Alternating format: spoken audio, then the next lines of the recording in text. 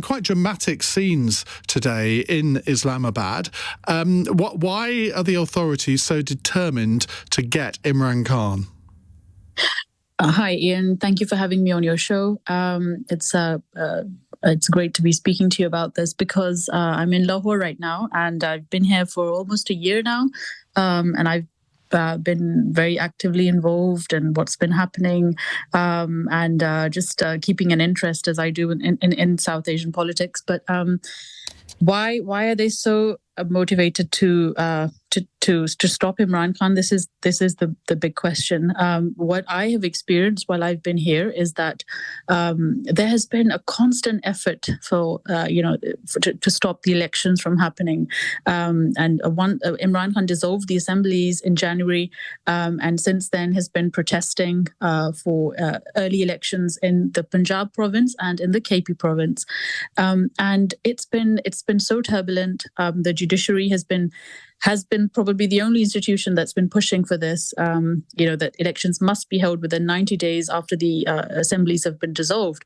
And Imran Khan has been quite vocal about this, and has been, indirectly has been blaming the establishment and the current government.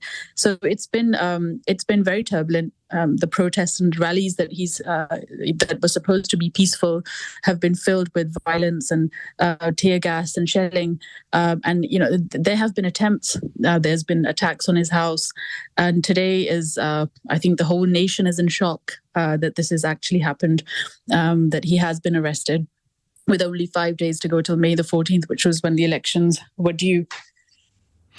And what level of support does Imran Khan enjoy amongst the general Pakistani population? A great deal. I mean, it's, he built his party in 96. It's been, and they recently celebrated 27 years of the party being in existence. I mean, to be fair, there is a significant, opposition side as well. Who support the current PDM government and, Nawaz Sharif or Shahbaz Sharif's party.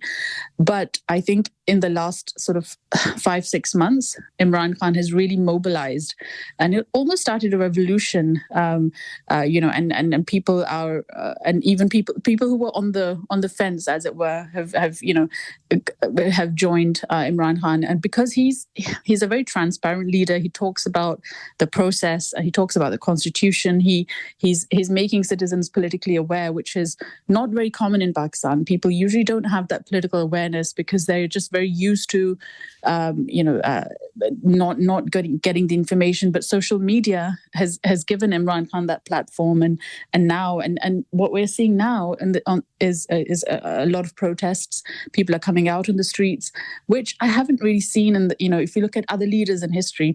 So Zulfikar Ali Bhutto was a great leader, but when he was being hanged, people didn't come out in the same kind of numbers that they are now. So people are really showing their support massively, and I think this is going to get worse because when Imran Khan is being presented to court, probably tomorrow, there will be a sea of people coming out again. And there are quite a number of charges against him. I mean, clearly a lot of this, from the outside, and bear in mind that I know very little about this, but it seems to me that this is all about politics, not about law breaking. And therefore, if the level of support for Imran Khan in the population is as high as you suggest it is, then, I mean, this is a political tinderbox. And we know that there have been all sorts of violent scenes in Pakistan, sort of with various political leaders over the years. And this could end up in a very, very tragic situation.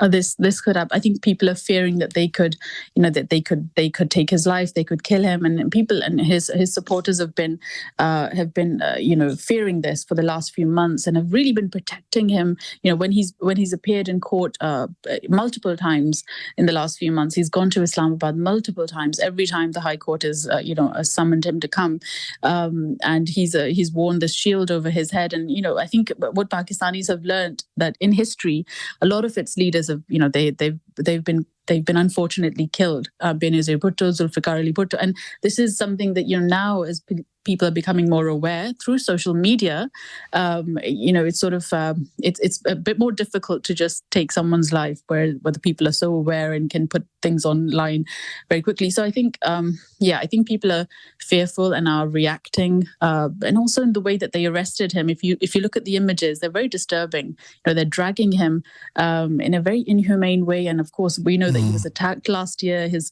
and like I think so I think it is the way that it's being conducted. And yes, you're right. He has hundreds of cases against him, but I think what is the actual legibility of those cases is another question. But it seems to me that these are two forces. The PDM government really trying to just not have the elections because Imran Khan is very popular in the Punjab province, and if elections happen, he's likely to win the majority there. And if you win the Punjab province in Pakistan, you are almost that's the main province. So I think it's that fear.